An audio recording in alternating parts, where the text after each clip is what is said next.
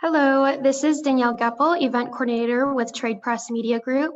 Thanks for joining us today for today's webcast, School Cleaning and Disinfecting Best Practices for a Safe and Healthy Environment. Our presenters today are Craig Hammondtree and John Levulis. Craig currently oversees operations for Openworks as a National Operations Manager. Craig has over 25 years of management experience garnered in a variety of industries, including IT, customer service, sales and business development, small business startups, operations, and project management.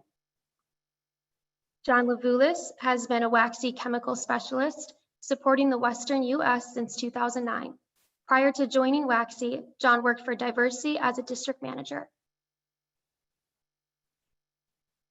Today's webcast learning objectives include: review the key elements of preparing educational facilities for reopening, understand the importance of developing a comprehensive, shareable school reopening plan, and receive guidance on communicating new facility procedures and protocols to staff, students, parents, and community. Before we get started with today's webcast, I'd like to cover a few details about today's event. A live question and answer session will follow today's presentation. To submit questions, please navigate to the Q&A button at the bottom of the screen and type in your questions. Our presenters will answer as many questions as time permits. Today's event will also include multiple choice polling questions. Your input in these questions is greatly appreciated. You will receive a PDF copy of today's presentation slides about 24 hours after the conclusion of today's event. You will also receive a link to a brief online assessment. Upon successful completion of this assessment, you will receive your CEU certificate. Today's webcast will be archived at facilitiesnet.com/webcast. And with that, I'll turn it over to you, Craig. Thank you very much. I appreciate it. And just want to welcome everybody here. And as we learn about different things that COVID-19 has done and then drastically has altered our lives in the way that we work, the way we socialize. And we'll be looking at some of those things today. Go to the next slide, please.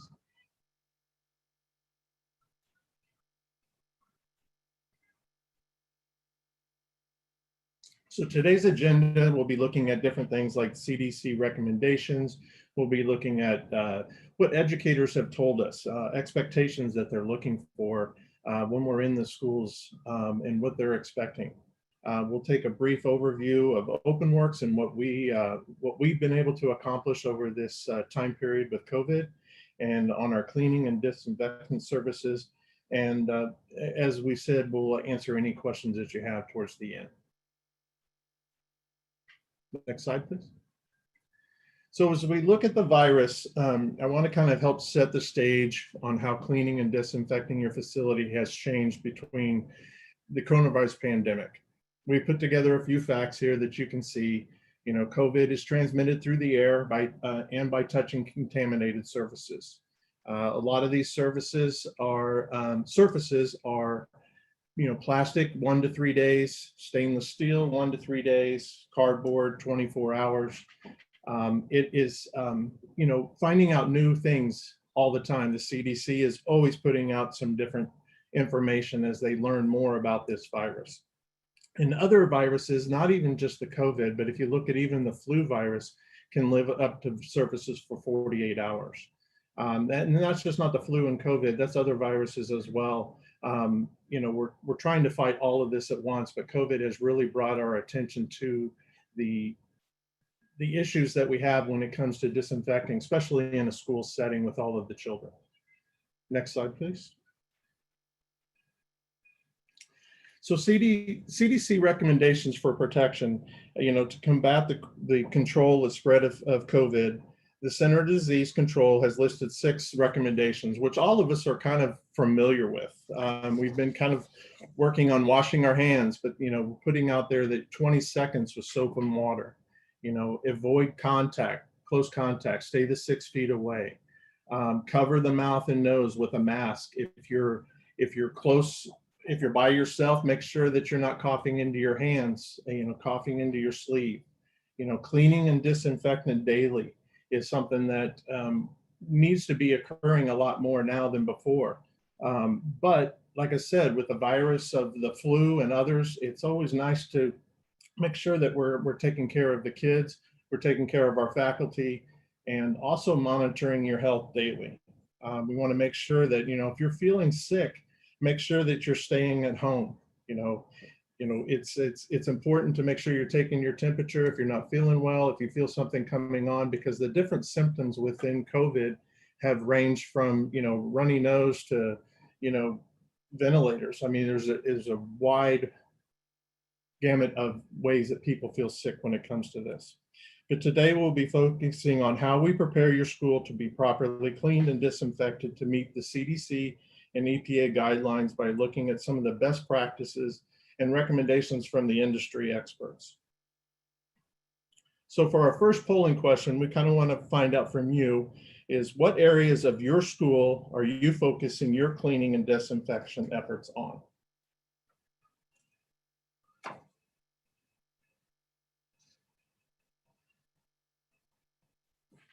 As we look at this, cleaning and disinfecting your school is an integral part of reopening and ongoing facility plans. So making sure we're going to look at different types of plans, designing those. These are things that you need to work on with your cleaning department to make sure that you're looking at everything that we can to make sure that, like I said, once again, keeping our kids and our faculty safe and parents as well.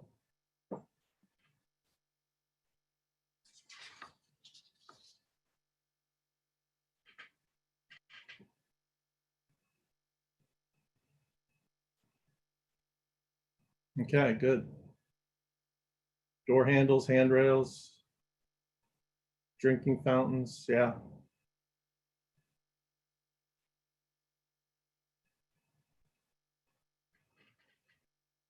Okay. So let's look at this a little bit different. Cleaning and disinfecting best practices for schools. So a lot of people, as this pandemic has arose, people kind of look at, you can ask a question about cleaning. Step one is cleaning. A lot of people in their mind feel that cleaning is disinfecting, when necessarily that is not the case. Cleaning is a physical action of removing dust. It's debris. It's getting it off the desks, the doorknobs, the sinks, everything.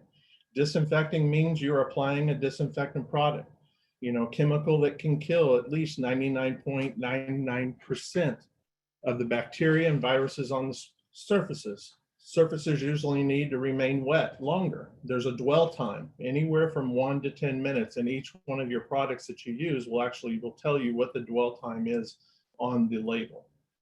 If a disinfectant or a surface is dirty, the disinfectant is not going to work as well. It has to, get to the surface that it's actually going to. So we want to make sure that we are doing a cleaning step before the disinfectant. We have to remove the soil, the dirt, the dust, anything that's on the surface, so to make sure that the disinfectant can do its job. So it is a two-step process when it comes to that. Next slide, please.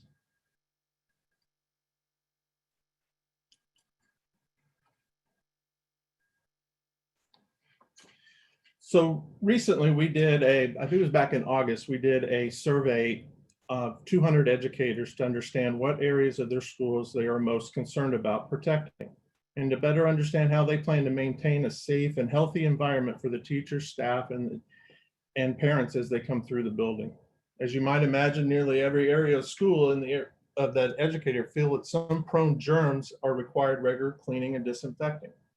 So as you can see here on the example that we have, bathrooms is the number one. Buses were even brought up as well. Cafeteria, computer labs when you have all the keyboards and things like that. So there's a lot of different areas that we have to make sure that we're touching and that we're disinfecting, cleaning and disinfecting, not just disinfecting. So I'm sure you can look at this table here and you can see a lot of areas that you could probably add to that, that are not even up on here.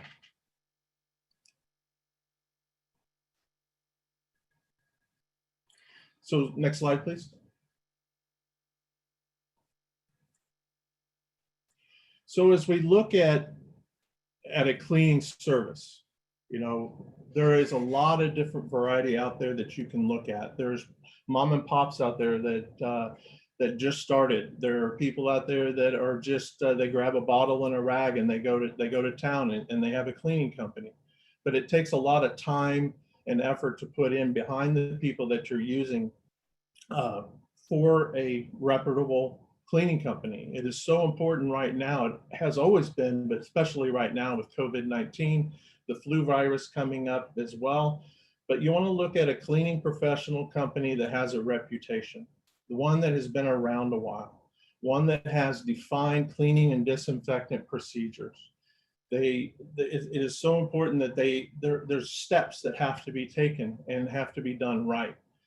Training and certifications. There are different certifications out there with GBAC, with ISSA. There's different ways of doing things. Chemicals, the way that they work, we have to make sure that we use them right. Bloodborne pathogen trainings, they're all out there. But we want to make sure that your cleaning company that you're using has these certifications. And if asked, they can show them to you. You know, you want to make sure that you're looking at a cleaning professional company that has experience in your industry.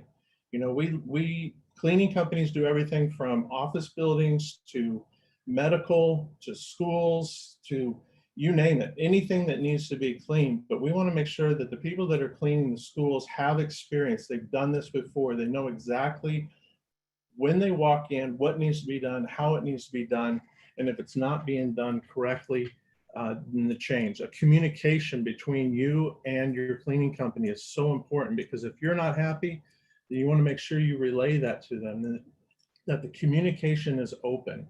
Communication with your cleaning company is so important. You know, logbooks, whether that's, you know, putting in your information, but making sure that they're there and it's a working partnership. It's so important when you find a service provider. Next slide, please.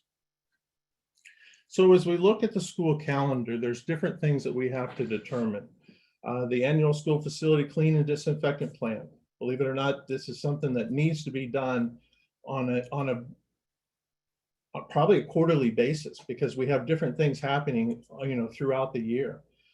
We have to look at, you know, floor care. When is that going to be done? We have to look at deep cleanings. You know, we have different times that the schools are open and the schools are closed. Whether that's spring break, summer break, winter break, what can we get done during this time? You know, is it, like I said, deep cleanings? Do we want to do strip and wax and make the floors look really good? Is there power washing things that need to be done? Window washing? So these are plans that you can put into place with your cleaning company and making sure that you're getting the best service that you possibly can, and making sure that with all of the new technology that has come out from COVID-19, that you're utilizing that as well, whether that's electrostatic spraying, fogging, like I said, deep cleaning and deep disinfecting. So distant learning, gosh, a huge thing that has happened over over this pandemic. You know, schools have classes that are meeting face to face. They have classes that are remote. So how do you juggle this with your cleaning company? How do you look at them and say, okay, I don't have anybody in the building on this day.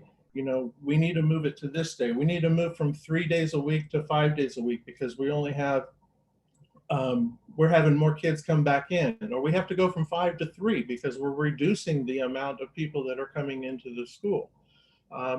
We're not using these classrooms, whatever it might be. There's different things that come up. And if you're using a hybrid where you have some people coming in, you know, kids coming in at some point, or you have completely distant learning, but the teachers are there, you know, faculty is there, there still has to be some sort of cleaning. So adjusting your scope of work, making sure that it works with your schedule is what your current cleaning company should be open to do and change however you want it to be. I'm going to transition this over to John from Waxy, and take it away, John.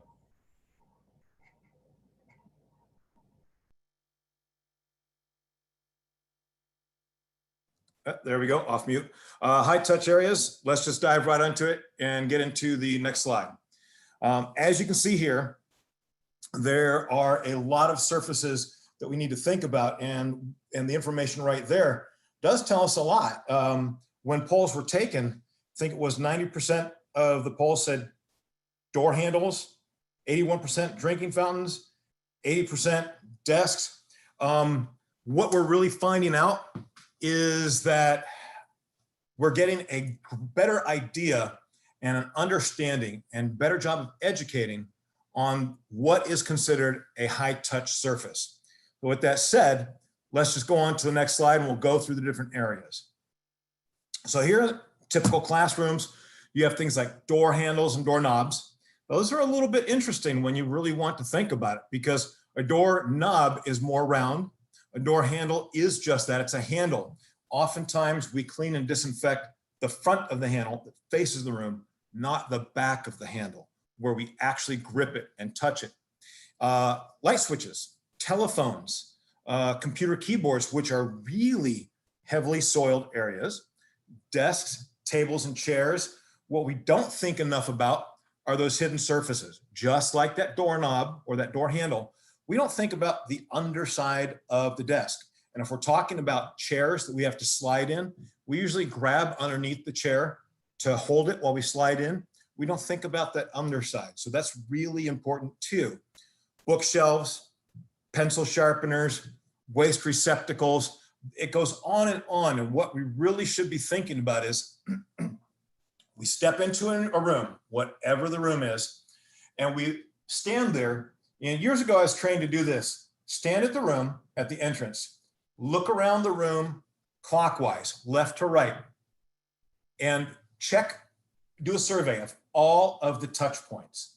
Look at the room. And so you're kind of like Terminator. You're scanning every surface and you're deciding whether it's a high touch point. And if it is, those are the areas we need to clean and disinfect. But in today's world, as we're expanding our knowledge and our dedication to cleaning and disinfecting, we need to look at that as the cleaning side too, not just disinfecting, but unwrapping those objects to look at them 360 degrees, what areas are actually touched, not just the surface, but what else is touched. Those are the areas to clean and disinfect. So those are the common places in a classroom. There could be so many more. It would also depend, for instance, if we're dealing with a special needs classroom, there could be more in there. Moving on to cafeterias, again, doorknobs and handles, light switches, the vending machines, the food prep areas, tables and chairs. Tables and chairs are another one where we really want to look around. Napkin dispensers and those types of things. Those are really things to think about right there. We often don't. You do see up in the upper left-hand corner, it looks like a hand sanitizer. If it's a manual dispenser, we absolutely want to pay attention to that because there's a paddle on it where there is skin contact. So we want to make sure that we get those. Sneeze guards at the stations. Now, right now, there's no serving yourself, but there's still sneeze guards. Those are areas we need to think about. Waste receptacles. And again, anything else that could be identified beyond this list that is a high touch, because every area is just a little bit different. Next slide, please. Restrooms. So restrooms is a really interesting one, and I will share a quick little story. Years ago, we did a survey at a school district. We used the elementary, middle, and high school. We listed the surfaces we were going to test with an ATP meter. We went around, and through each of these schools, they're pretty much the same soil load on each surface. And the area that was the most dirty was actually the handle for the paper towel dispenser. That was the dirtiest of those. So think about a restroom, door handles and doorknobs, light switches again, dispensers, the paper towels, the hand soap, hand sanitizer, seat covers, feminine hygiene, any of the other fixtures, the sinks, where we grab to flush or a button we have to push, showers, toilets, partitions is another one. And not just the handles or the locks on the partitions, but the whole door, because people grab the whole thing. Toilet seats, that is incredibly high touch area. Waste receptacles and anything else that you can find in there. You have handles inside there, or you have rails inside there. We want to clean those. So that's a really big one. So we need to really think, again, it's about cleaning first, then disinfecting. Next slide. Offices. Offices are no different. Of course, they're not going to have toilets, but you'll have other things in them. And depending on what kind of an office, you might even have, you know, a sort of kitchen area where we have to think of that too. So again, door handles and doorknobs, light switches, telephones, computer keyboards and mouse, desks, tables and chairs, bookshelves, waste receptacles. Now with tables and chairs, especially chairs, oftentimes they're going to be a soft surface. For the state of California, for information for that, the state of California does not recognize soft surface disinfecting. So while we can clean those and go through the motions of those to make it a better surface, the state doesn't recognize soft surface disinfecting. It doesn't mean we shouldn't clean and take care of those. It just means that for those of you in California, it is not recognized. Next slide, please. Athletic facilities. This is a big one because it's not just, we're not just limited to a gymnasium like we see here at the basketball court. We have all kinds of things. So we have doors and handles again, light switches, handrails, chairs and benches and bleachers, dispensers, paper towel, hand soap, hand sanitizer, those types of things, recreation and athletic equipment, lockers, waste receptacles. Let's go back to that recreation athletic equipment. It could be the wrestling room. We have the mats to think of. That's a lot of body contact, a lot of skin contact. What about in the weight rooms? Again, the same kind of thing. A lot of body contact, a lot of skin contact. Now, oftentimes we don't talk about disinfecting floors, but in a wrestling room, the floor is an area to disinfect for sure, because that's where they roll around. We then want to make sure we're using a disinfectant that's going to be safe for skin contact later. Dance rooms, again, the same kind of thing, because dancers roll around on the floors and things like that. So often you don't need to think about disinfecting a floor, but those are areas you may want to think about it depending on the kind of contact you get. Next slide.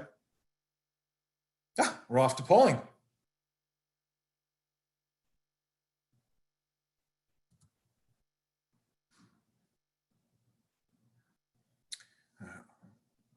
So here we are. Are you or will you require your facility and staff to do it yourself, clean and disinfect throughout the day?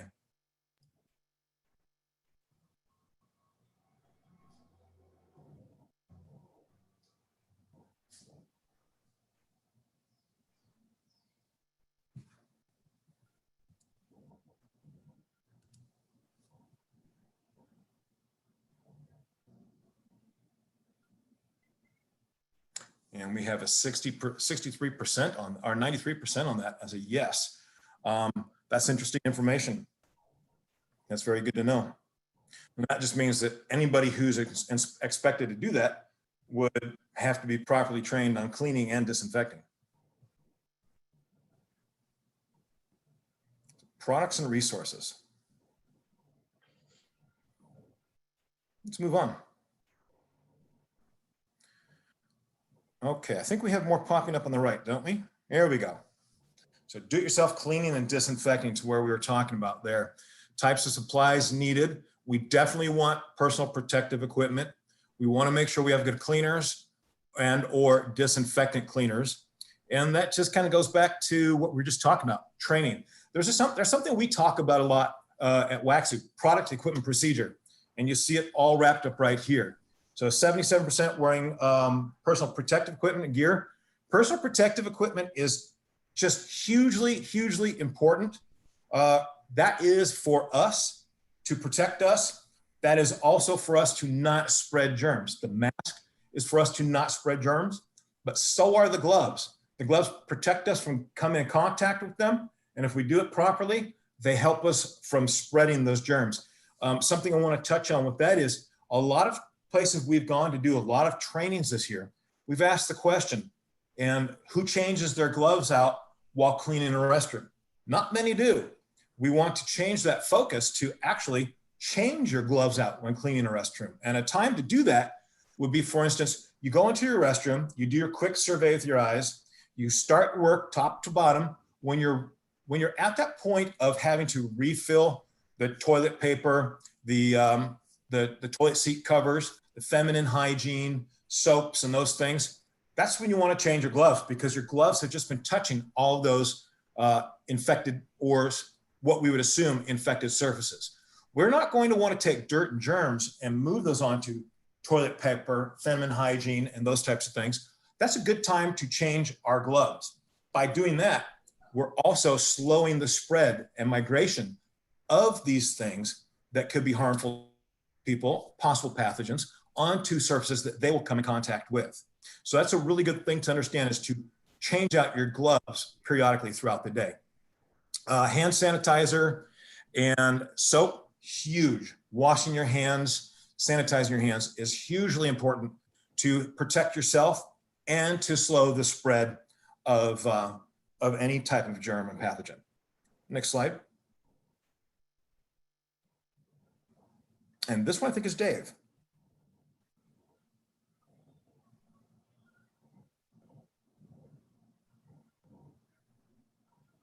Well, I'll go ahead.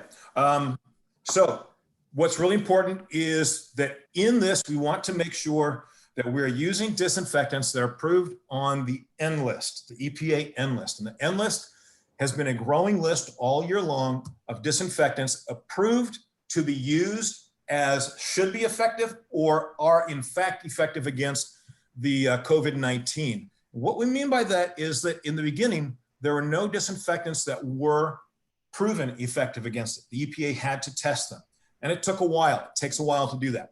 So the N list was built of disinfectants that either had a similar virus kill claim on it, or that had a what's called an emerging viral pathogen kill claim.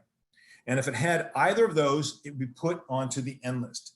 Now, as of July, August, we're starting to see disinfectants with positive, yes, they've been proven against COVID, and they're on there too. So the N list is where you want to look. Some people talk about the CDC disinfectants. No, the CDC is talking about using disinfectants that are approved for it. The approval place is the EPA. This is where we want to go. Next slide. And this is an example of it. For instance, the waxy HP disinfectant cleaner, as a question was asked earlier, can you use a cleaner disinfectant as a one-stop product? You can if it's a lightly soiled surface. This one right here is a cleaner disinfectant, effective against it. It is on the N list. Initially, it was on the N list with a rotavirus kill claim. Then we bumped up and got an emerging viral pathogen kill claim, which knocked it down from 10 minutes to 5 minutes. And now it is on the EPA N list for 60 seconds for COVID. Do remember though, when you read that on the N list, if it says 1 minute for COVID, it doesn't necessarily mean that that's the complete efficacy kill claim time. That means it's for that virus. Everything has its own time. So what you want to do, down on the bottom there on this label, you'll see the EPA registration number circled. It's in red. If we go to the next slide, we'll get deeper in that. And what's important to remember when you're looking at the N list, and the bottom part is the N list and where you enter in the information.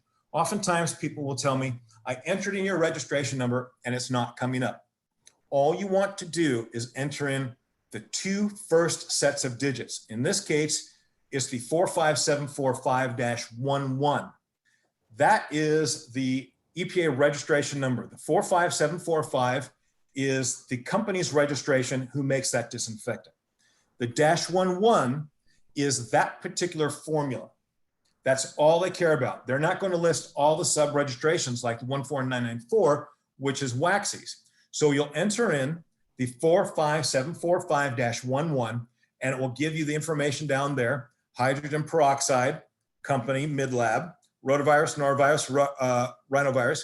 Now, this was a contact time of 5 minutes when it was on the 26th of March when it updated, and this went on with the emerging viral pathogen claim. If you do the same thing today, it will be on there for 1 minute for SARS-CoV-2. So it does have a positive, so things do change. But that is the way you want to look at it. If you were to look at another registration number of ours, the 1839-169-14994, you'd want to enter the 1839-169. not the 14994. And that's the same with all disinfectants. It's just those first two sets of digits that you want to be focusing on. Next slide.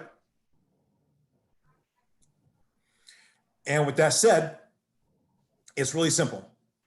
You go there, right there, go to epa.gov/nlist or list N, or Google EPA NList.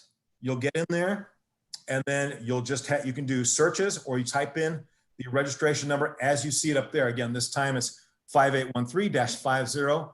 That's going to give you all the information you need to know down below for that particular product as it pertains to the coronavirus that we're dealing with today. Next slide. I think we're handing off here. Yeah, I got it, John. Thanks. So when we look at preparing our community, it's important for the schools to communicate what they're doing, whether that you're open or not. You know, if you're doing remote, a hybrid of both, it's letting your community know, what are you doing for your facilities? And, you know, are you preparing for return of students to your classrooms? So those are things that we want to kind of address, and what we found out in some surveys that we have done. So next slide. So we did a survey with a group of our customers in how important it is to follow respective facilities and the safeness and wellness of this. So as you will see here, employee training. This was the #1 important factor for our customers. They wanted to make sure that the crews that were cleaning their facilities were trained properly. They were making sure that the chemicals were down for enough time. Were they cleaning first, then disinfecting? Or making sure that the surfaces were ready? Those types of things. So they wanted to make sure, were they GBAC certified? Were they ISA certified? Did they have all the bloodborne pathogens? Everything that they needed to be the best at their ability. And that was the most important thing. Another 72% of them said that they wanted signage. They wanted to put something on the door that said that this establishment has been disinfected. This establishment has been cleaned and disinfected and is ready for students to come back in. The third there, you will see that it is seeing someone cleaning. So a lot of our schools that we clean at Openworks have added a day porter, someone that is there during the day while the kids are there, while the faculty's there, not at night. And they're wiping down door handles, just like John was talking about, all the high touch surfaces. We've had a lot of increase in schools requesting a day porter to be in there for cleaning. So some of the time, one of the things that I would recommend too is maybe looking out to your community and doing a survey of yourself to see what's important to your parents of the students. So communication is key. Like we talked about, signage to offer that assurance that, you know, the disinfectant has been completed. Letters or emails to your parents, your students, your staff, letting them know what you're doing to go above and beyond what you have done before. And what we're seeing in a lot of our schools, that what they've started now because of COVID-19, they have planned to carry it on because they see the importance of disinfecting and keeping their kids in school and not being sick. And this extra disinfecting with the high touch points has helped increase that awareness and that reassurance that things are being done. But proper training of the staff, let your parents know, your staff, your faculty know that what training has been done. And if you need training for your faculty, your staff to do DIY cleaning, definitely your cleaning company can help you with that. What products that you should have on hand, how to do it properly, what needs to be done, and what is considered a high touch surface. Next slide, please. So I want to tell you a little bit about Openworks. Next slide. Openworks has been around for 37 plus years. We're based out of Phoenix, Arizona. We have offices across the country. Right now we service over 1,500 customers nationwide. We definitely have been doing this a long, long time. We've seen a lot of things come and go, a lot of different viruses, a lot of different cleaning techniques, and we put those into practice with our network of elite service providers. And I call them elite because we do a lot of training with them. We make sure that they are on top of everything that's going on in the industry. They use us as a resource. We're there to help train and make sure that everything is being done correctly. Openworks does have a 98% customer retention rate, which is 43% higher than the industry average. So we really take, when we get a customer, we want to make sure that we keep them. We do everything that we can to make sure that we're doing it right, we're doing it safely, and we're making the customer happy. You know, we use all EPA list and approved disinfectants. Just what John was talking about. We make sure that everything comes out. When COVID came out, you know, it was a big making sure that we're using the right products. We made sure with all of our cleaners and crews that we had the right products in the schools, in the buildings, whether it was office, medical, whatever it might be, using the proper PPE. You know, OSHA bloodborne pathogen certifications, that's just one. We have certified all of our cleaners in different areas of disinfecting with all of this coming out, making sure that they're on board with everything and they're doing it properly. GBAC certification, and it's a lot of work to put all of these things together. And I believe Openworks has done a fantastic job in making sure that their cleaners are up to speed. Next slide, please.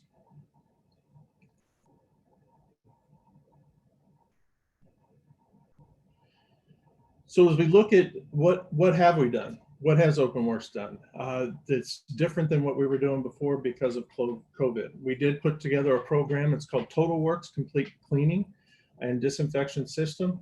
And if you go to the next slide, it'll kind of give us some more detail as to what that is. So the Sandy services here, we're looking at different things. This is an ongoing program that we've put together. We even have the signage here that we can put out on the door as people walk in. As you saw, 72% of the people we polled said that was something of importance to them. We look at cleaning all workspaces, commons daily in any one of the Sandys.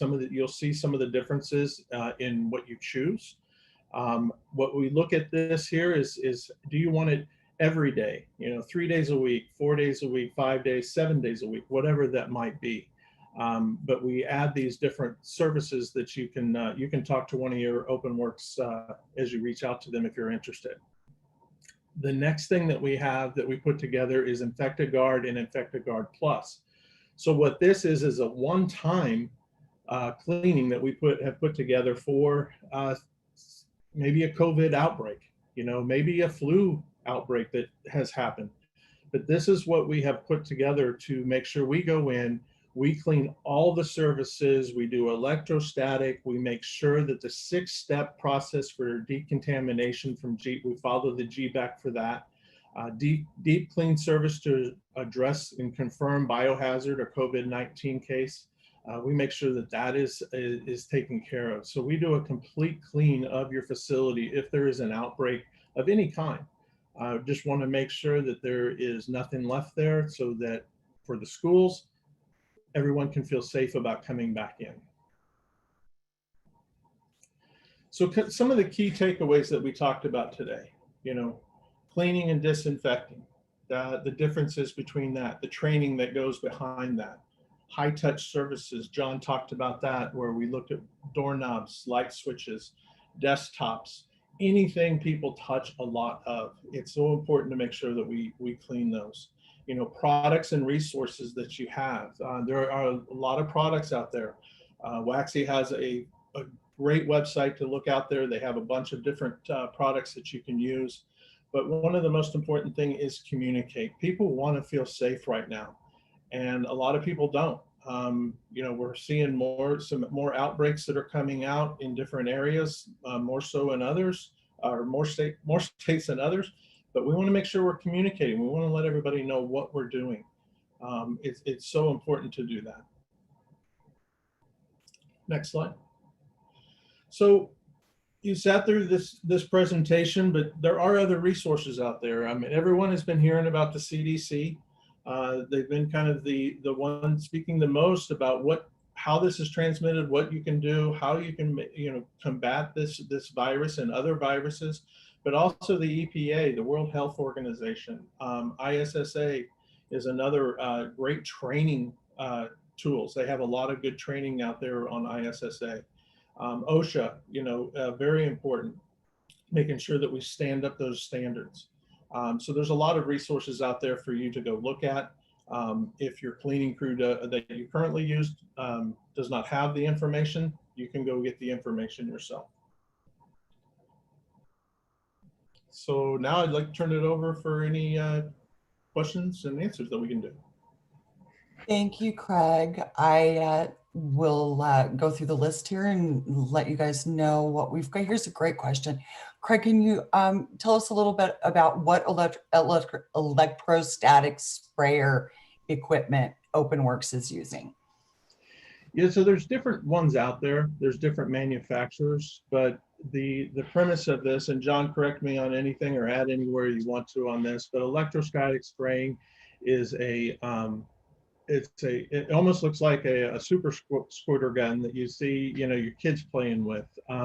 But what it does is it puts an electric charge onto the disinfectant and basically wraps around any kind of surface that it's adhering to or that you're spraying it onto. Like look at a chair, it sprays the top of the chair, but the electrostatic charge goes underneath, where like you grab your hands at the end of a chair that you put your arms on, you got to make sure you get underneath it because that's where most people touch. So I hope that answered your question. John, anything you want to add to that?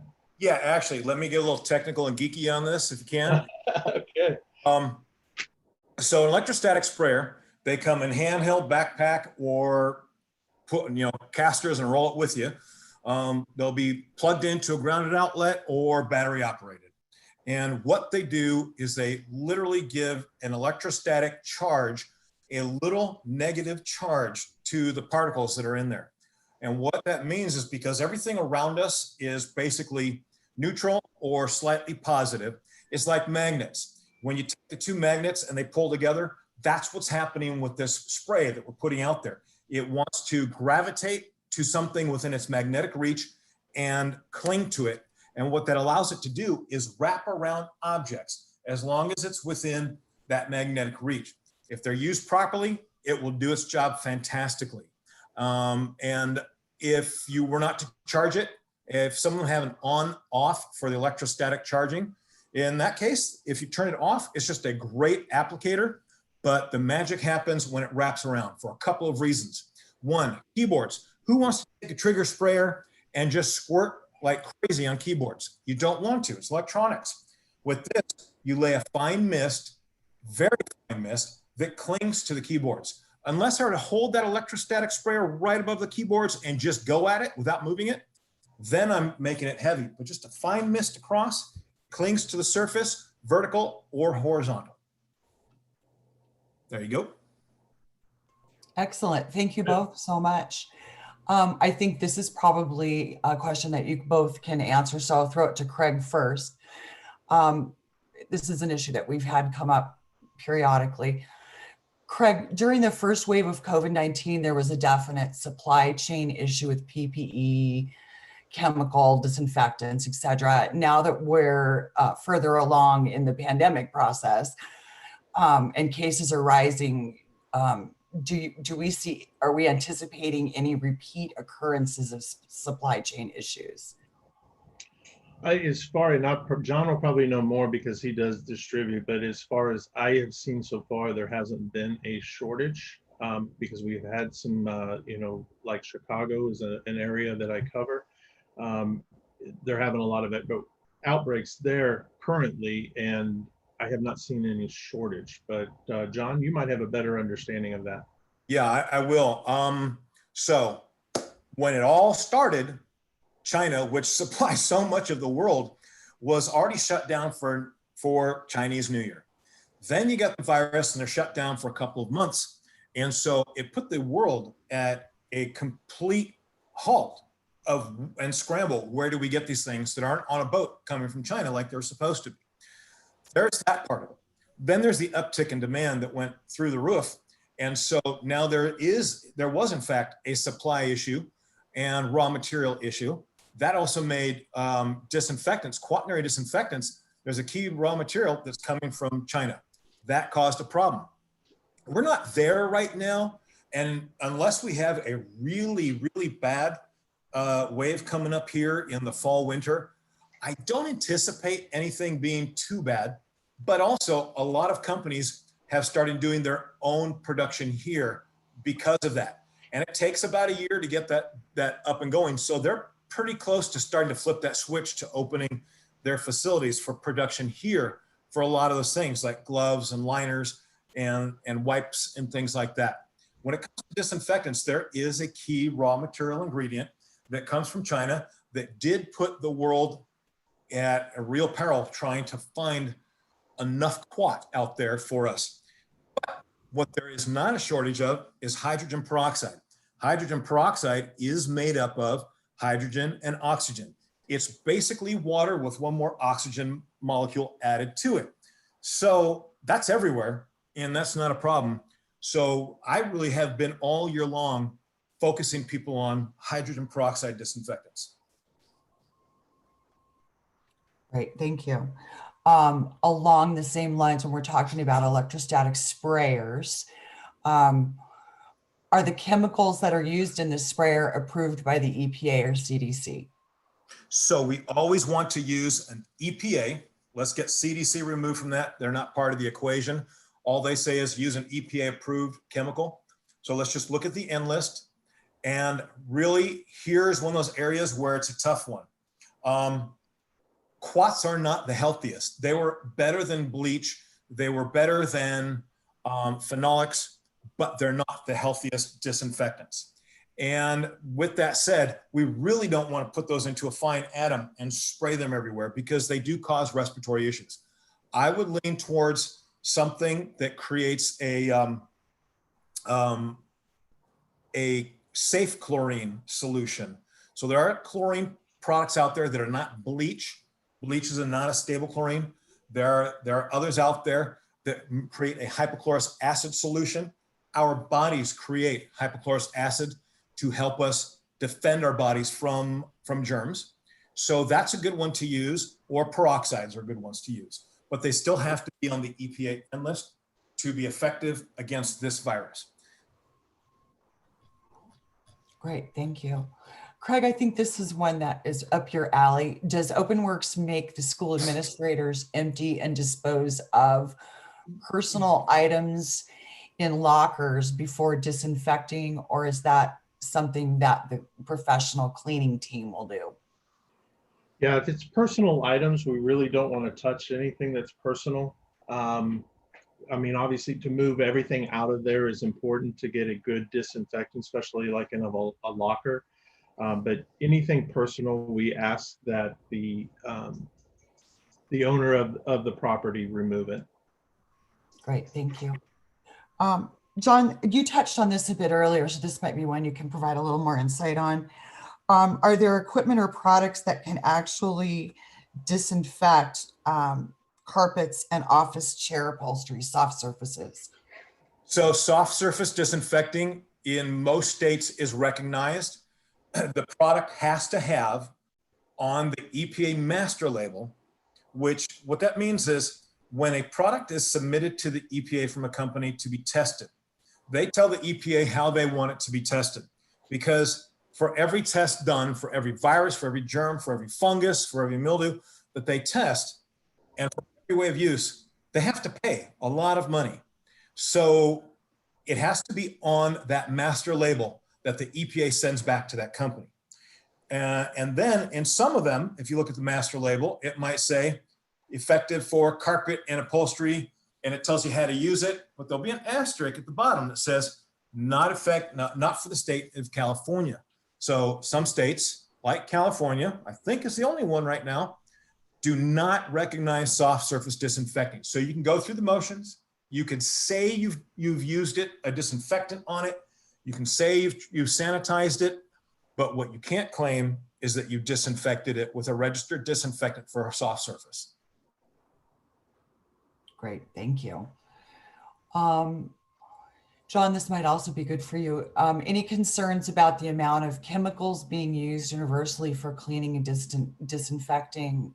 There's technology available that an all natural aqueous solution can do both without the use of chemicals. I'm sure that's Yes. very Yes. important in education. That's an important one to know. Those aqueous solutions out there, they're not snake oil, they're legit, but what they're not is they're not cleaners. They're really not cleaners because they're still just, unless it's some of those solutions that add chemistry to it, what they are is a water that's been charged. And because of that, it does have the ability to sanitize or disinfect for a certain length of time, generally not over 24 hours. So you have to keep remixing that solution. And with that said, you still have to make sure that it's on the EPA N list. If it's not on the EPA N list, you can't use it. Here's the thing. The biggest thing to remember is we do want a cleaning detergent package in our cleaners and even our disinfectants. And the reason why is very simple.